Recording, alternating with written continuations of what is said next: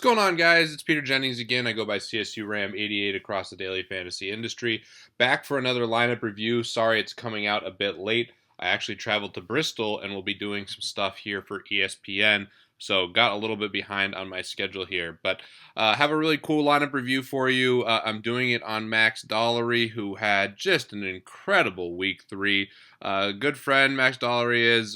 He's a great guy and just absolutely crushing daily fantasy.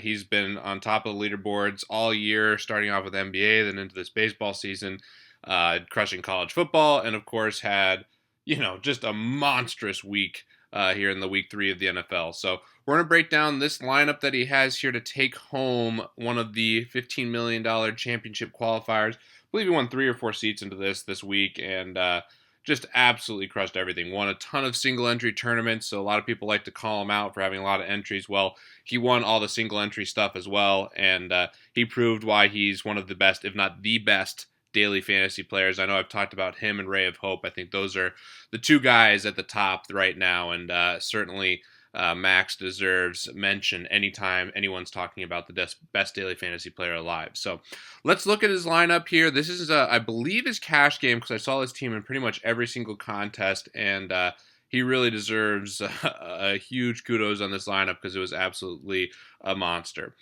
He had Marcus Mariota as his quarterback. I thought this was a great play. At home versus Tennessee, who plays way up in pace and was not really defended well at all with anything. So, great matchup here, and I know Max watches a lot of college football, knows how good Mariota was in college, can see that translating into the NFL, and a great pick here, only 3% owned.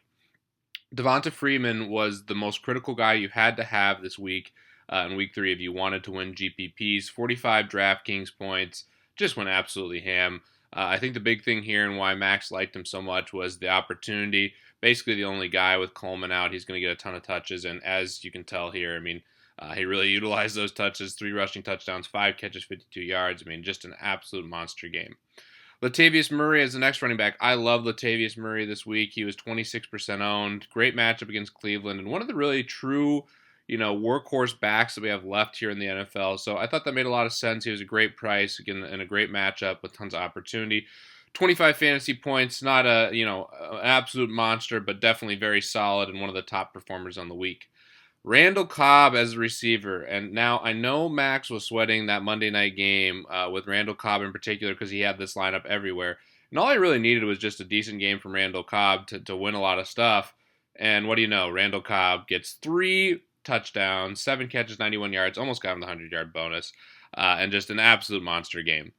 Julio Jones, no explanation needed here. This guy is the best receiver in daily fantasy football right now, ahead of even Antonio Brown. He's getting just as many catches, more now. He's got the big play potential, and he's a better red zone target because he's a big guy. He's matchup proof, and you can play him in any spot. The one thing that I found interesting is that Max did use Freeman and Julio Jones in his lineup, so he was expecting a lot of points here from Atlanta. That's why I think this was a cash game. I don't know if that correlation makes exact sense in GPPs only, but here this was clearly I think his cash game team, and I think it makes a lot of sense to target them. And kudos to him for nailing these Atlanta guys. Brandon Marshall, 51% owned. This was the most obvious pick going up against Philly. Eric Decker being out, Brandon Marshall going to get a bunch of targets. And despite the stupidest play I've ever seen in the history of the NFL, that lateral, one of the stupidest anyways, Marshall still had a great day on DraftKings with basically 29 fantasy points. Greg Olsen is in the tight end spot. Just monster game. 11% owned. Another guy you really had to have in your tight end spot if you wanted to win a lot of these GPPs. And he came up huge with a couple big catches, a couple touchdowns. He did have a touchdown overturned, his first one, and I know I was thinking that's terrible because I had a lot of Olsen exposure. And what do you know? He gets a touchdown right after that. So redeemed the star 69 that he got called back, and then had another touchdown later in the game and went over 100 yards. So great game for Greg Olsen. Now, he had Jared Cook in the flex, who I also had a bunch of. I actually had Jared Cook in a lot of my cash games.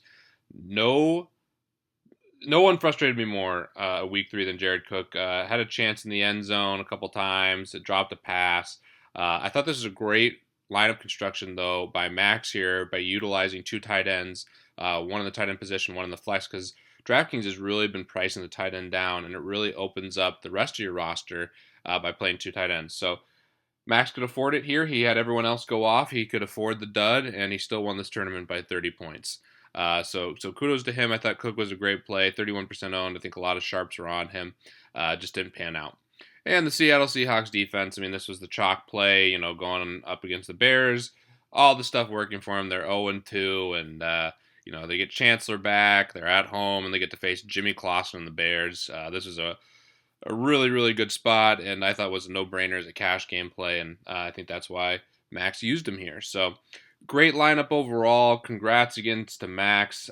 He again won all the single entry tournaments. So for those of the people out there on Twitter who like to bash him for having a lot of lineups, it's just nonsense. He won all the single entry stuff. And even with a lot of lineups, there's a lot of risk entering a lot of those lineups, and you still have to nail the right players in terms of exposure, and Max did an excellent job of that in week 3. So kudos to him.